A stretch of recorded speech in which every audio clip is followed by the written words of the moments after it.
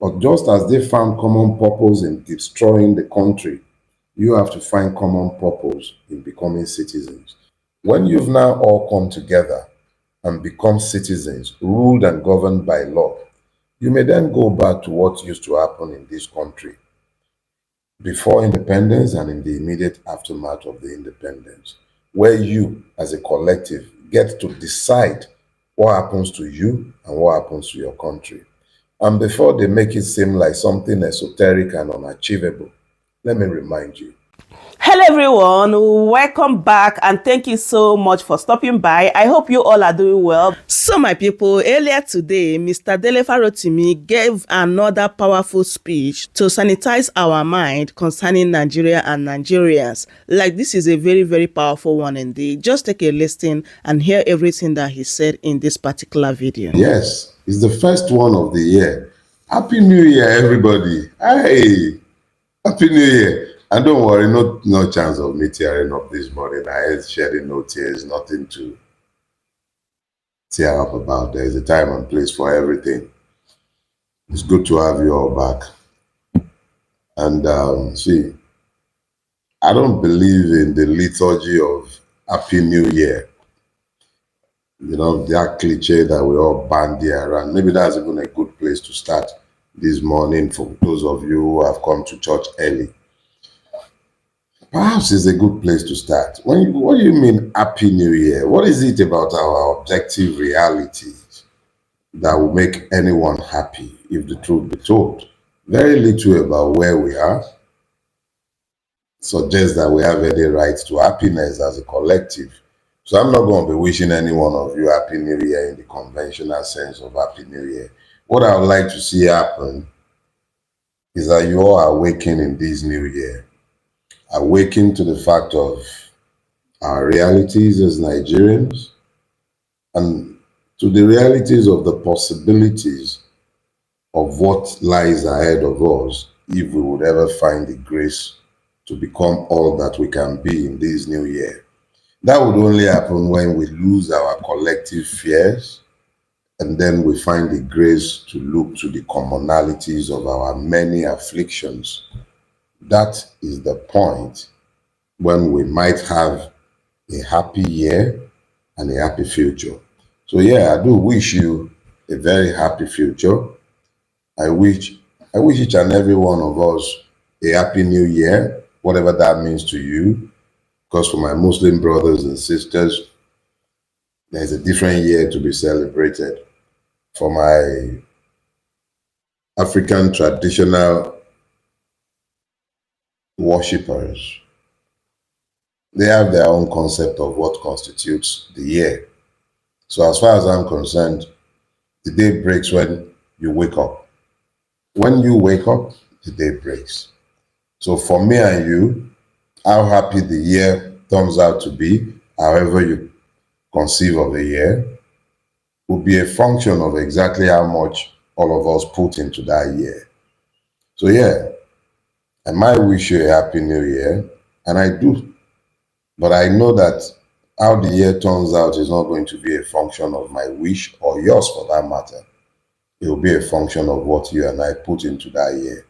So perhaps you want to be careful about deciding exactly what constitutes a happy year for you, and then find enough of the victims of this country who wants the same thing that you want and find ways to collaborate with them, looking beyond the many walls that we have built as faithful servants of our lords and masters, religious and political.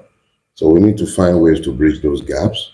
And it is in bridging those gaps that the year might either be happy or unhappy. It's in our hands.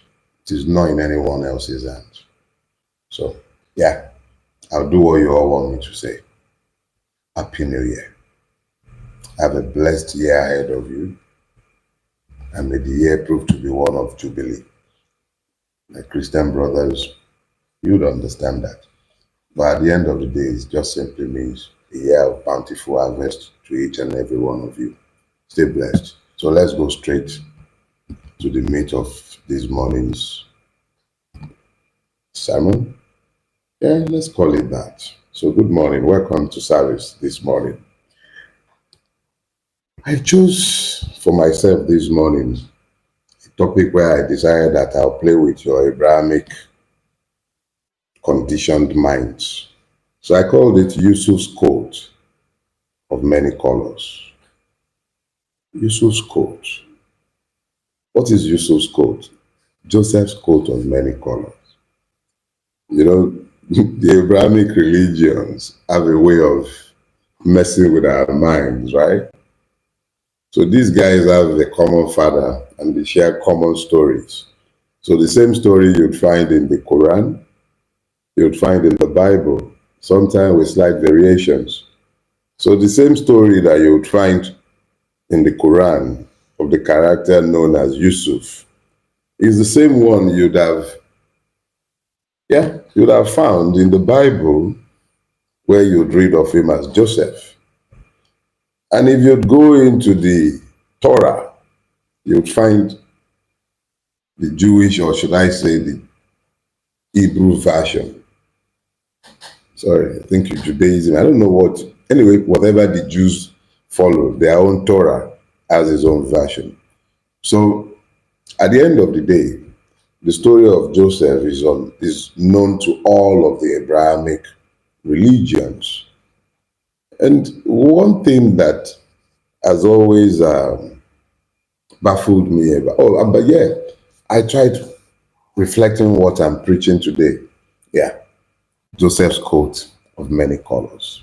What does it mean?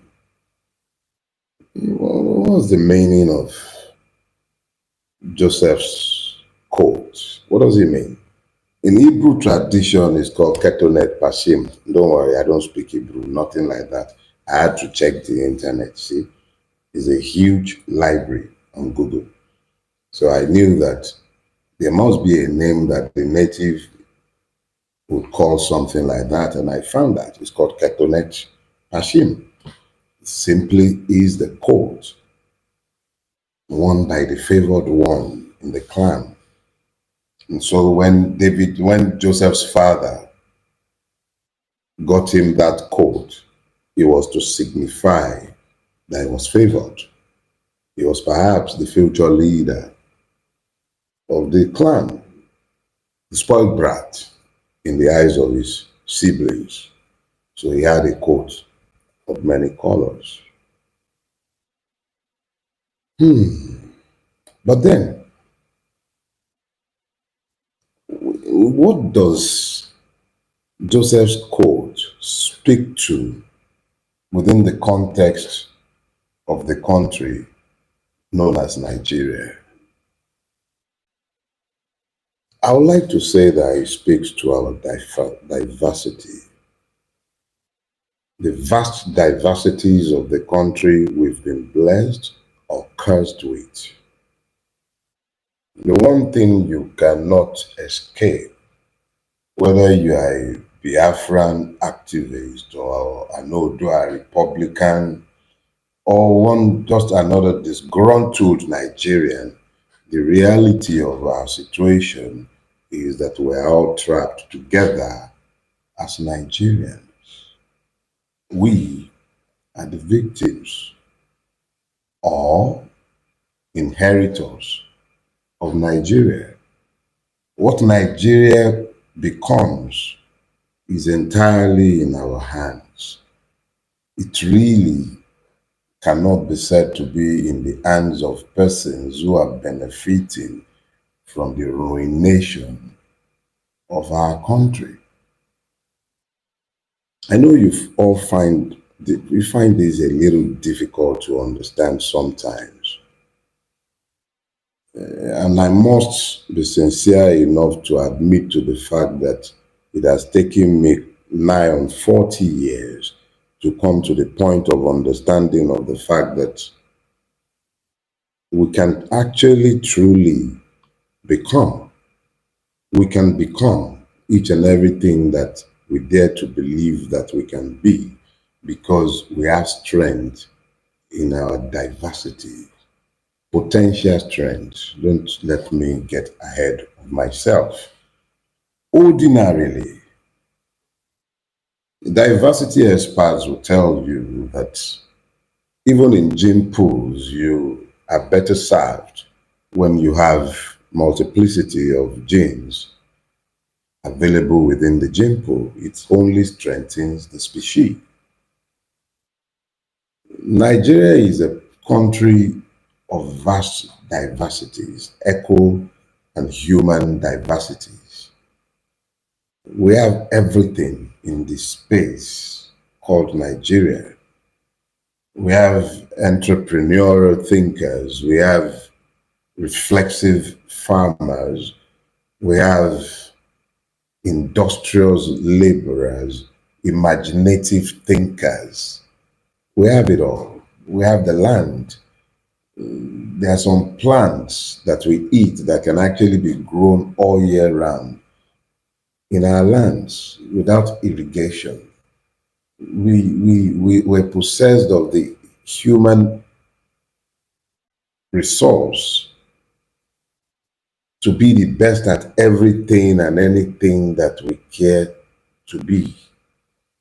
We have the capacity to become a first world nation within 2 to 3 generations. Each and every one of the things that we might deem to be problems in our country can actually be viewed as opportunities. I believe is now let's be careful. I don't do Cantonese either, but I was once told that the same Chinese character that denotes danger also says opportunity. So I've always looked at our challenges. When I say always, please, I have my past as a skeptic. I have my doubts even in these days. But when I say always, speaking in terms and very broad terms. You can look to our challenges as opportunities. We don't have roads. It's an opportunity to build roads. It's an opportunity to train more civil engineers through technical schools to build the kind of roads that we are capable of building using our natural resources. It's an opportunity to train engineers in metallurgy because we have the iron deposits.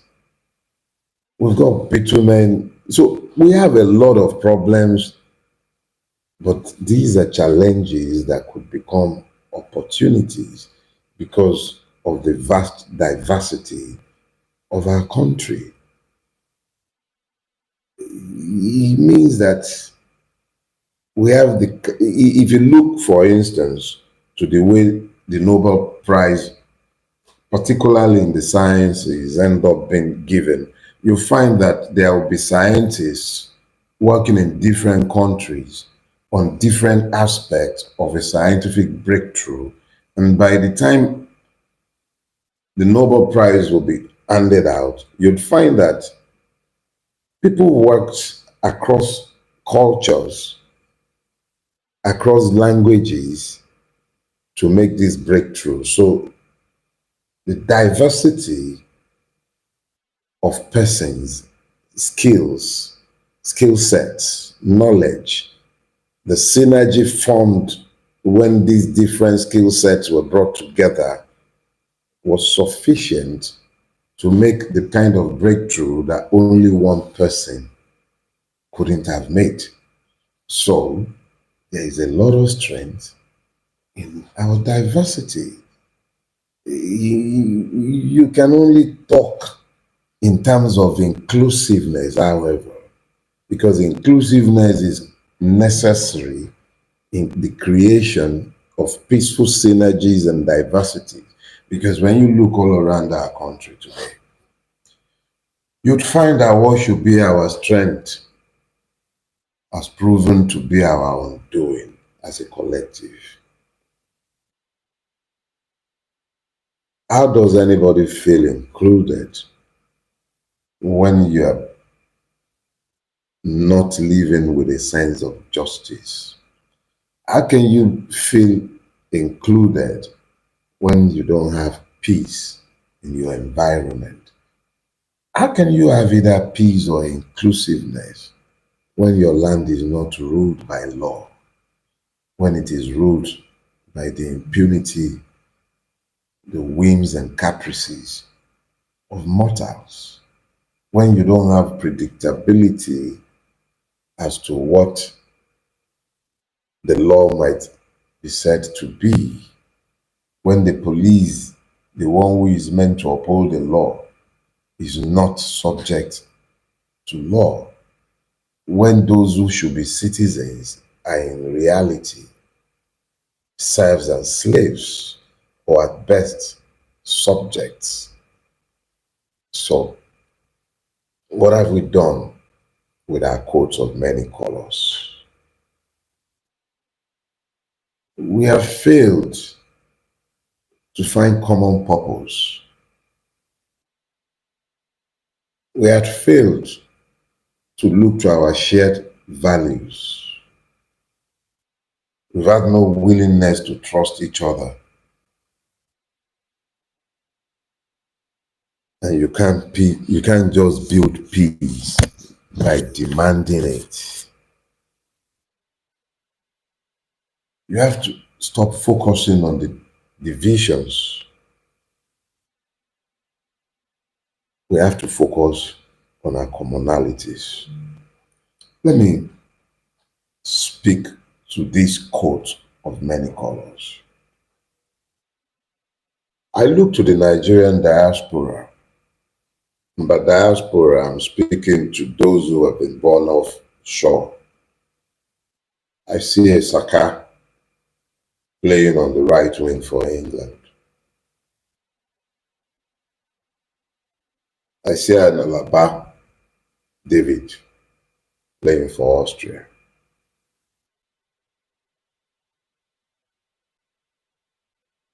I see the host of Nigerians giving their best to other countries. And I am reminded of the Mad King, the one who had a bejeweled crown. And each time that he was vexed, he'd pull out one of the emeralds, he'd throw it and use it to stone whoever he was pleased with.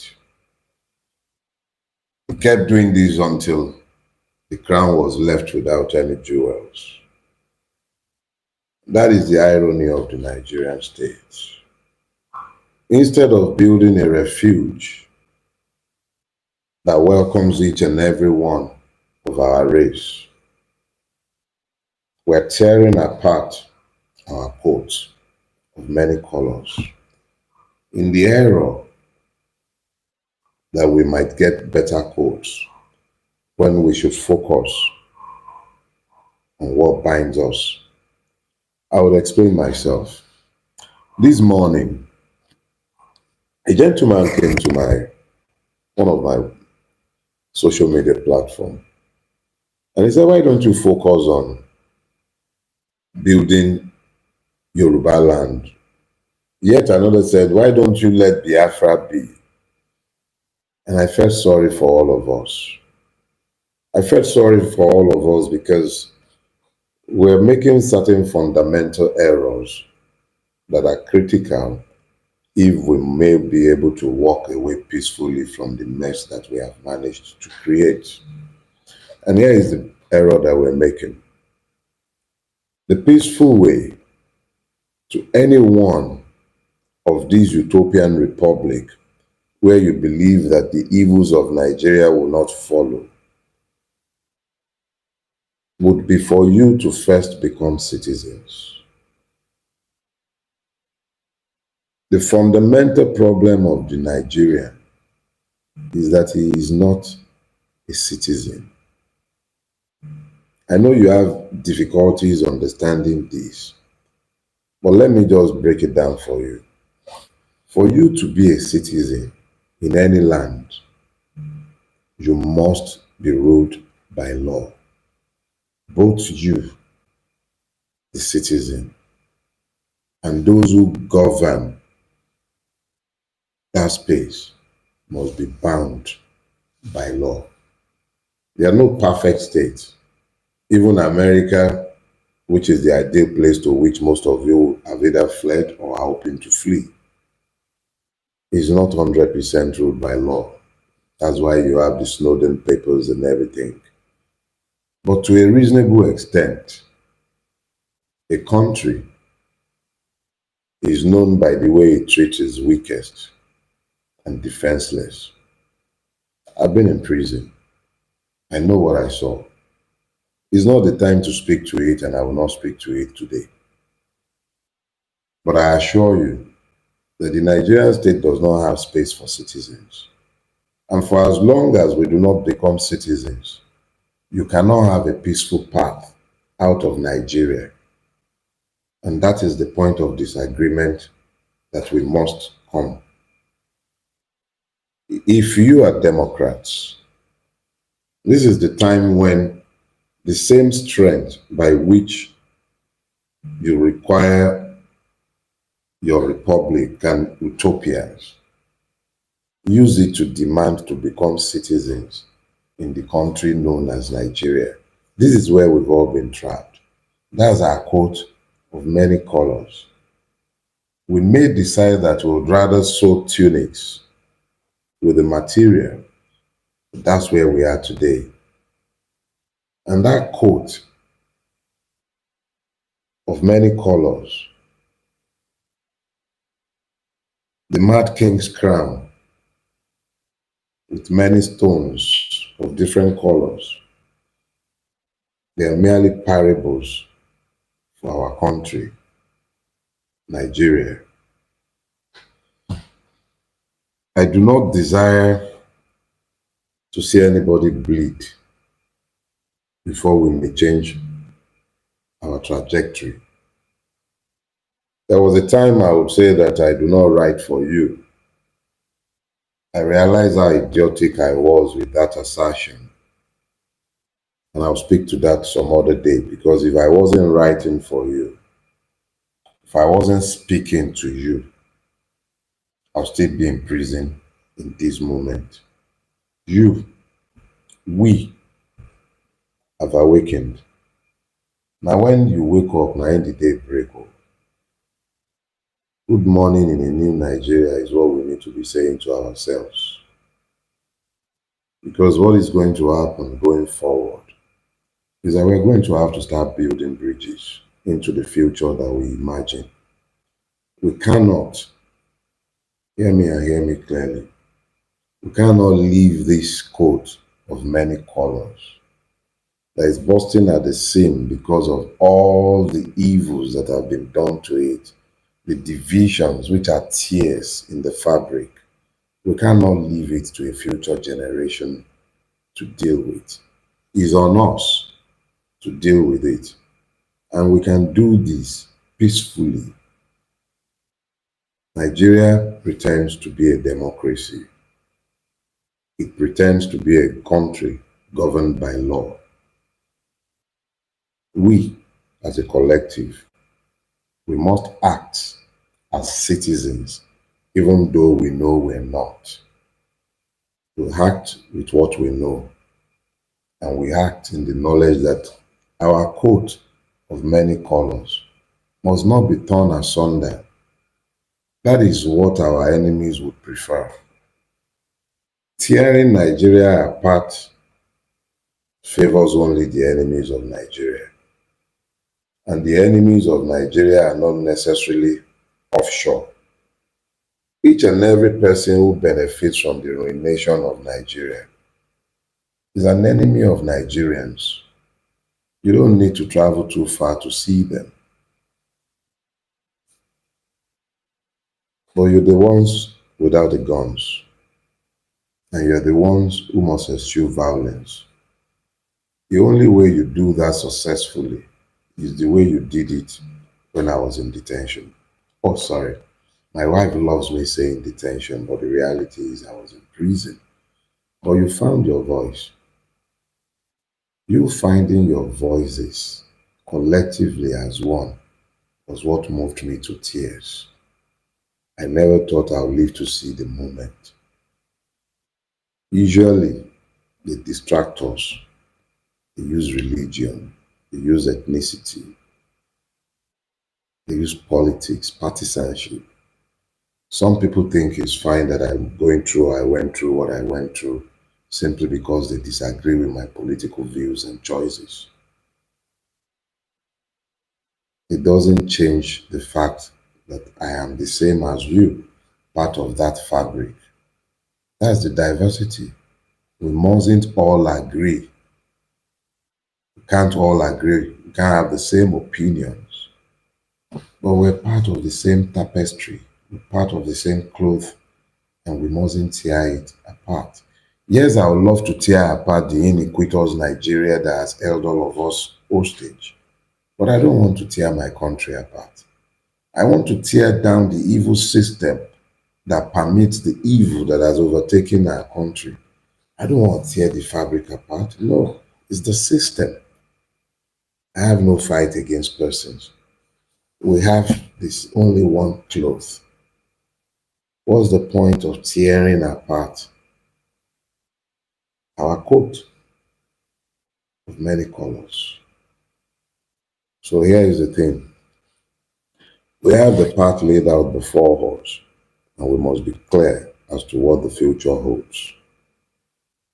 The future must hold a Nigeria that is accountable to law, both by persons and by institutions of state.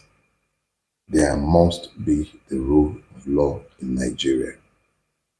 First. Second thing, if we are truly citizens, our votes must count. If you recall, on December 3rd, the day I was picked, is that the 3rd or 4th? Yeah, 4th. I was to lead a boycott, peaceful sit at home in relation to electoral reforms. I had a very small lectern in front of me when I was speaking with you about electoral reforms. Small lectern. It has pleased God and the powers that be to build me a stage and to buy me loudspeakers, microphones. When I was speaking with you long before we started this journey with impunity, there'd probably be 100 or at most 200 of you when we're having these broadcasts. I'm seeing 975 of you right now, thanks to those who decided to build me a billboard and build me a megaphone. That megaphone was never intended for my personal use. My life was dedicated long ago to the birth of a Nigerian state and a Nigerian nation. It wouldn't be built on the back of anybody's blood. It will be built on the back of our common purpose and our common will. We are more than them. We are by far more than them. This they know, and this is why they are always dividing you. This is why they're always telling you about how the person in power is from one tribe, and the person in power will do everything to reinforce that illusion to you. But those who own effective franchises over the different ethnic nationalities are never marginalized in these power games. In the Buhari years, it was always about the Fulani. The Fulanis were the demons, they were the devils. And I'm not suggesting that we don't have a lot of demonic persons who lay claim to Fulani heritage and who act in the name of the Fulanis, who did a lot of evils before and during Buhari's time and even now. I am not suggesting that when they tell you it's all about the Igbos, you wouldn't find a lot of persons who would act in the name of Ndi Igbo and do a lot of things that even the average Igbo man would consider shameful. Today, Bulaba is sat in office Every evil is said to be because he's Yoruba, even though he had rarely ever at any point before his quest for the presidency identified with anything Yoruba.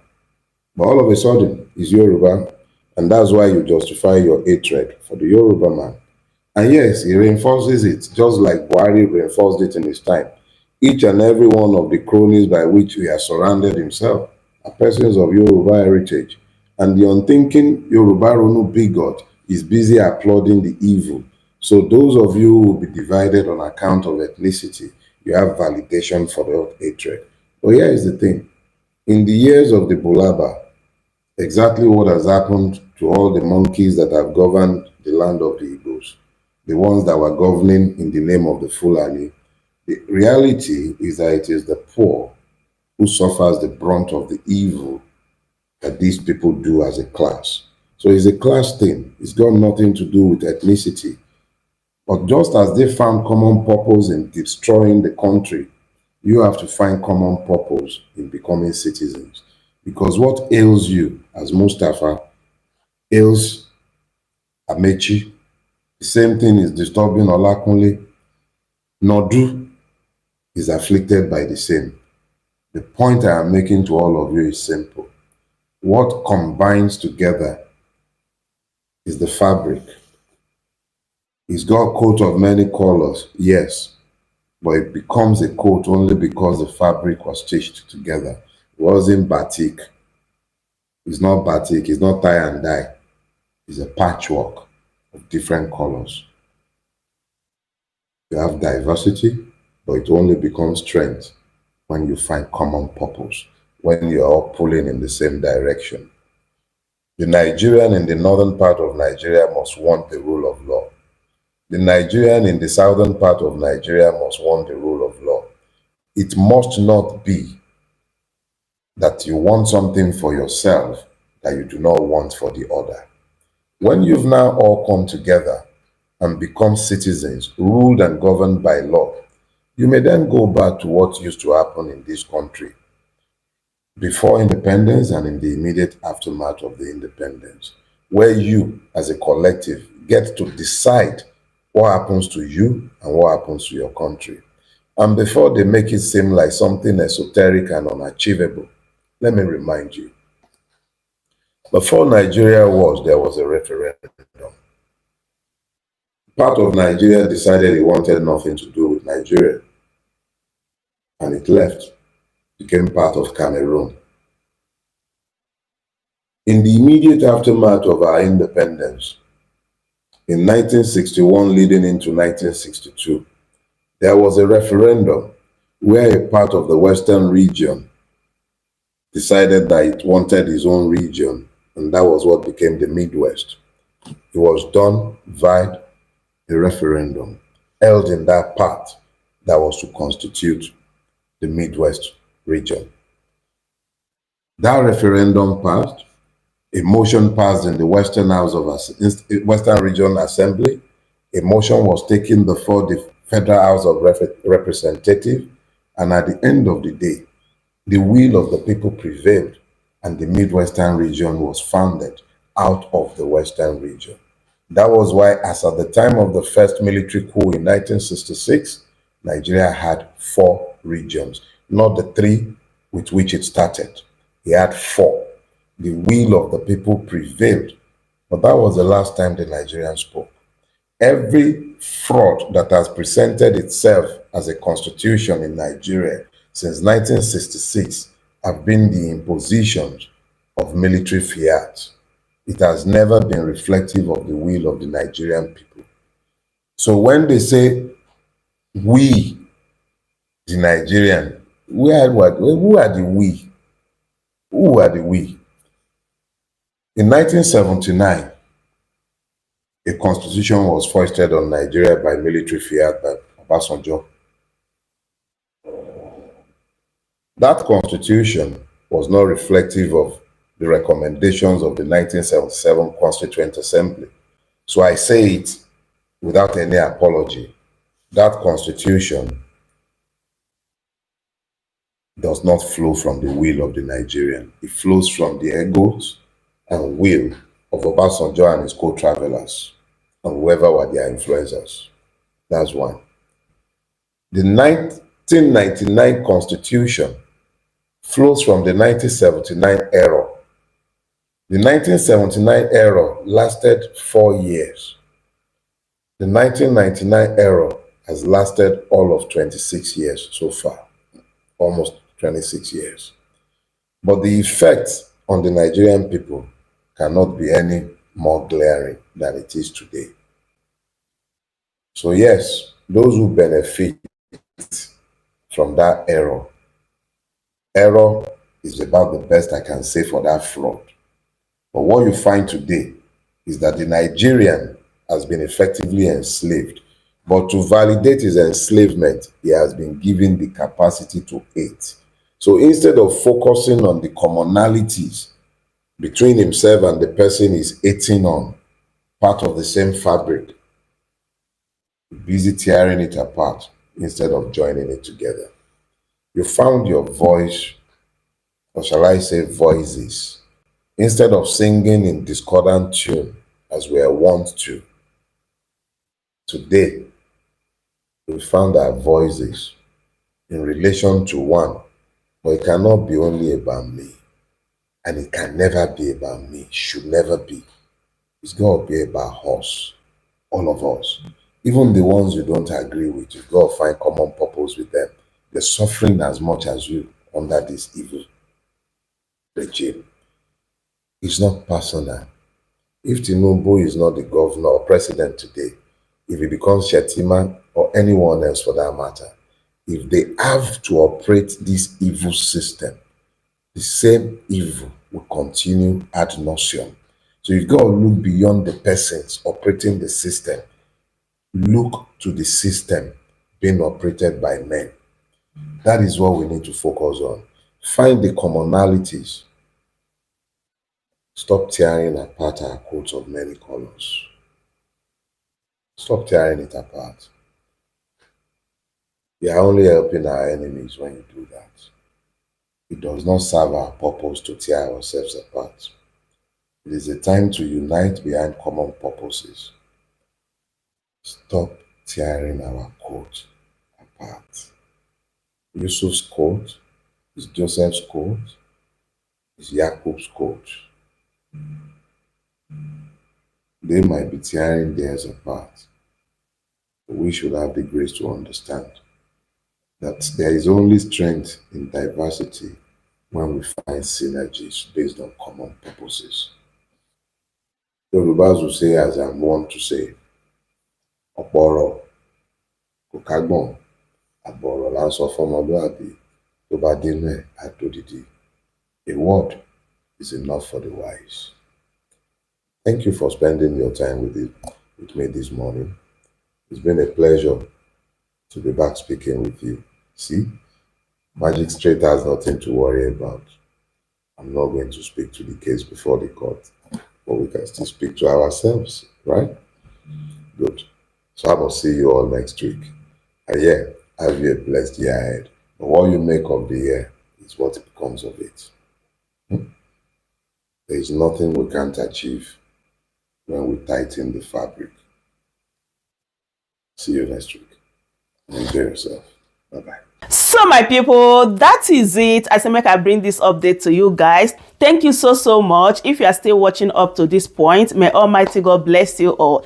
Please, if today is your first time, don't forget to subscribe and also turn on the post notification bell. It is very important, because if you just subscribe without turning the post notification bell on, when I upload a new video, you will not be aware. So turn on the post notification so that anytime I upload a new video, YouTube will notify you. And also, please share the video to your friends and family. Give me a thumbs up so that YouTube will recommend this particular video for other people to watch. Thank you so much, everyone. I truly appreciate you all. Yes, I'm going to see you guys in my next update. Goodbye for now. Welcome to News TV. Come on, to scream.